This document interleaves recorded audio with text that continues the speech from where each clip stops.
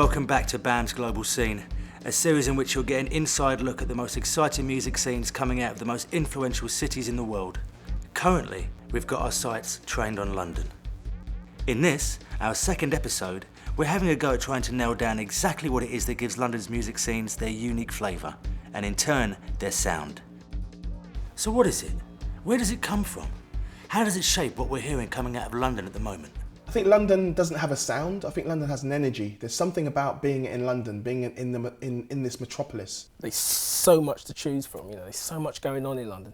Any major city, I think that has an amazing effect on anyone who's creating music in these places. I don't know if it's the ley lines or what, but there's a natural thing which encourages people just to explore different things because it's so interesting, There's a vast array of things to be discovered just in this small city.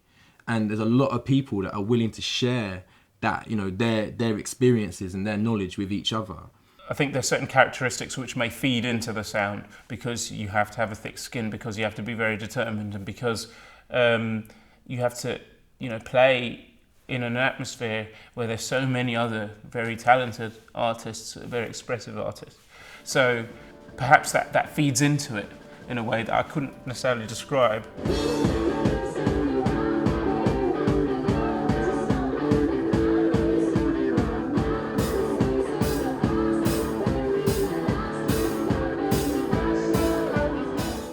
I think what I call the London grit, which you'll find individually, is unique to the rest of the world in the punk scene, in the punk indie scene, electronic scene, dance scene, that's dubstep, that's drum and bass, everything, even right down to the movies we make. It's got that grit, and I think that's all in the weather. It is something to do with an English attitude, I think. Things like jungle, dubstep, all those things, grime, whatever, garage, everything's come out of England. And so it must be something to do with the English mentality. It doesn't happen in sunny California. Because if you go to LA, it's all sunglasses and big shorts and t-shirts, palm trees, and it's laid back and it's slow, and you get into that way of life, and that is the way of life. But over here, it's freezing cold and it's windy and it's always raining on us, man. You know what I'm saying? So you really got, everyone's grouchy and stuff. So it's grits in the music. It's grits in the music. That's what it is. There'll always be that. There will always be that when it comes to British product. I don't think there is at all a London sound. I reckon there is genre-wise, punk. In terms of if you go to East London, you'll get loads of cool sounding indie bands and stuff who kind of tailor their music to adhere to certain things, and it sounds wicked. I love that sound. And then you go to Camden and you'll see a deathcore / metal band, and it will have that sound as well, which will be equally as awesome. Yeah, I think there's so many different. It's like little tribes in London, and it's like your grime. They'll all sort of sound London grimy, yeah. and your dubstep, and then your punk. There's got mouthwash and sort of that kind of quite gritty, I suppose. Yeah. But then maybe the East is a bit more. Not everybody who plays music in London is from London. London musically is actually quite disparate. You've got lots of pockets of, of scenes that aren't really connected. Some are connected, some aren't. But the good thing about it is that as a music maker, as someone who enjoys music, you're kind of in the middle of this mosh pit. You can get the massive feel, but you also get the smaller community feel as well. I've been to plenty of cities in England, and there's just one little scene, but here you can get into anything. I reckon that a scene is just made up by the people in it, maybe calling it a scene, or the people outside looking in and calling that a scene.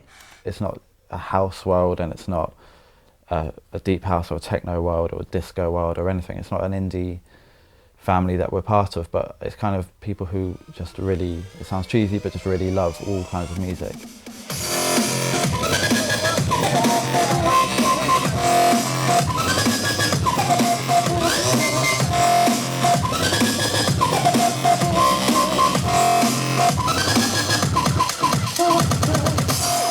On one hand, you've got this really great opportunity to kind of discover lots of music, lots of different scenes, lots of different individuals making music and trying to, again, carve their own name in the music space.